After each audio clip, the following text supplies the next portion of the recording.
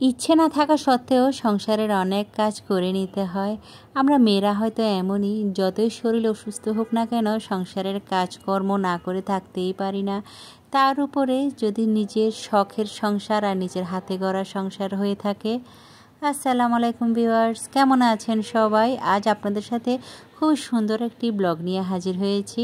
প্রতিদিনই তো আপনাদের সাথে শর্ট ভিডিও শেয়ার করি, ভাবলাম আজ একটু লং ভিডিও শেয়ার করি।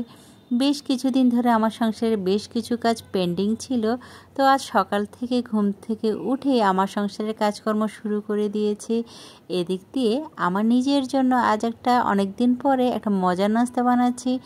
যেটা বানাচ্ছি সেটার নাম হলো এক ধরনের ফাঁকিবাজি পিৎজা বানাচ্ছি। সস, মাশরুম, সসেস এবং চিজ দিয়ে খুবই মজার একটা পিৎজা বানিয়ে ফেলেছি নিজের জন্য, আর সেই সাথে আমার সন্তানদের জন্য বানিয়ে দিয়েছি। তো অনেকটা বেলা হয়ে যাওয়ার পরে সকালবেলা ব্রেকফাস্টটা করছি, আর সকালের নাস্তার সাথে আমার সেই পছন্দের চা।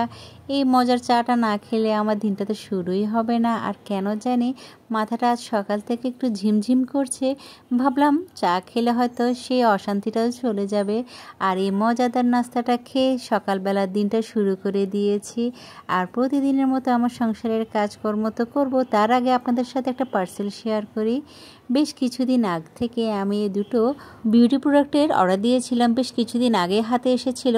আজ খুলছি, এদিক দিয়ে একটা সানব্লক দেখতে পাচ্ছেন, যে সানব্লকটা আমি রিসেন্টলি ইউজ করব।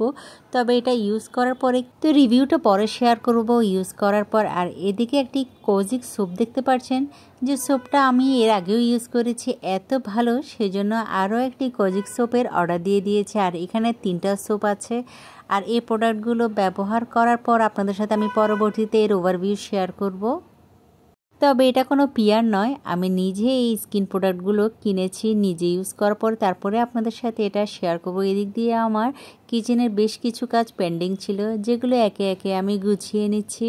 আর রান্নার আগে এই সকল কাজগুলো যদি আগে থেকে গুছিয়ে রাখা যায়, রান্নার কাজ কিন্তু কখনোই লেট হয় না।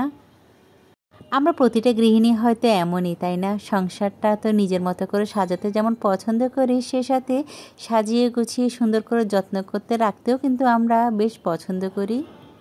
আর সময়ের কাজ যদি সময়ের মাঝে যদি করা না হয়, তাহলে দেখবেন অনেক কাজ কিন্তু লেট হয়ে যায়। এদিকে হালকা পাতলাভাবে পুরো বেডরুমটাও একটু গুছিয়ে নিচ্ছি। একে একে পুরো বাসাটা আমি সুন্দর করে গুছিয়ে নিয়েছি। কিছু আপনাদের সাথে শেয়ার করেছি, আর কিছু অফ স্ক্রিনে গুছিয়ে নিয়েছি।